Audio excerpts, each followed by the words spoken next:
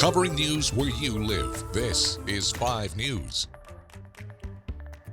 Thank you for joining us for the latest news and weather where you live. I'm Tiffany Lee. And I'm Joe Ellison. Bikes, Blues, and Barbecue rollers back in town, our area today. The annual motorcycle rally brings tens of thousands of people to Rogers and the Eureka Springs areas. It's the largest charity motorcycle rally in the country, with poker runs raising funds for several local nonprofits. Mayor Greg Hines says last year this event brought in roughly 275,000 people who spent more than $15 million in hotels, shops, and restaurants.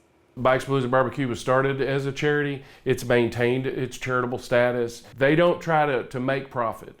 They try to run the event, have enough money to seed next year's event, but the rest of it goes back into the community, into charitable organizations that have been identified as being, folks that are moving the needle for our community.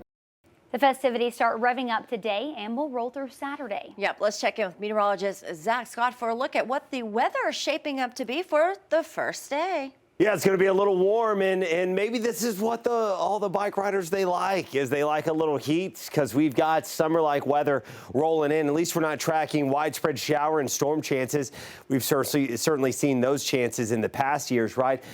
We're looking at dry conditions, but the heat, it's just going to pick up as we go through the week. Mid-80s today, up to 87 northwest Arkansas, a little lower in the higher elevations of the Boston Mountains, and then we go up another couple notches, upper 80s likely in the River Valley. That'll be for your Wednesday. When you factor in the humidity, it's going to feel a little hotter for us in northwest Arkansas, feeling closer to 90 degrees with the heat index value. Heat indices in the River Valley likely going to be in the lower 90s. Rain chances, there's a chance the next couple of days. An isolated shower Friday, Saturday can't be rolled out because the front's going to be mostly hanging out in northeast Oklahoma. It'll finally try to kick through the area Sunday night into Monday, and with it, we'll get a little bit of a cool down and a chance for a few showers. We'll be tracking it the next few days. Ladies. Thanks for that, Zach. Well, we continue to follow Fayetteville Public Schools' plan to build a parking garage at the high school. After a 3-hour-long conversation, City Council voted to allow the district to vacate acreage of a tree preservation easement for that plan. In the property they want, they've had to clear 6 trees that are more than 100 years old. Right now, those trees are protected under an easement that's 2/3 of an acre. In the new proposal, they'd replace and triple the size of that easement in a different location. Not everyone is on board, though, but city leaders say most of the trees are in poor health and need to be cut down. I just want to stand up for anybody that doesn't have a voice, and the trees don't have a voice. This is a tough decision, and I think we all feel it. None of us like the idea of taking these trees down, but at the end of the day, we're happy for our kids and for our families. Fayetteville Public Schools leaders say they're continuing to work with an architect on design of the parking garage, and they'll have to go through the city for an approval process. They're hopeful to break ground in the spring and have the parking spaces available for the 26-27 school years.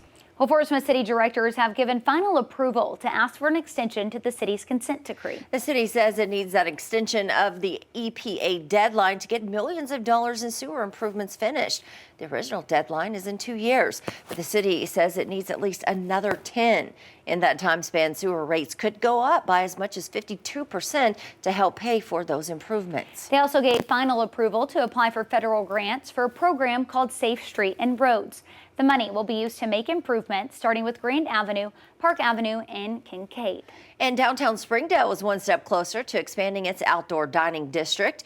The dining district allows restaurants in parts of downtown to sell to-go food and drinks, including alcoholic ones. Next week, City Council will consider including more restaurants along Emma and the newly renovated Luther George Park. Now, new restaurants outside of the current boundaries also want in on the revenue opportunity that's associated with the dining district.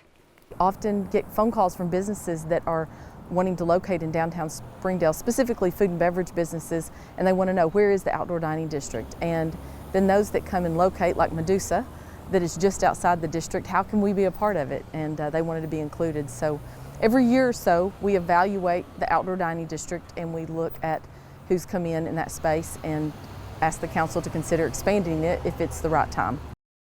Springdale City Council is expected to vote on the expansion next Tuesday. Well, thank you so much for joining us for the latest news and weather where you live. Make sure to catch up with us again tomorrow right here for more. Have a great day.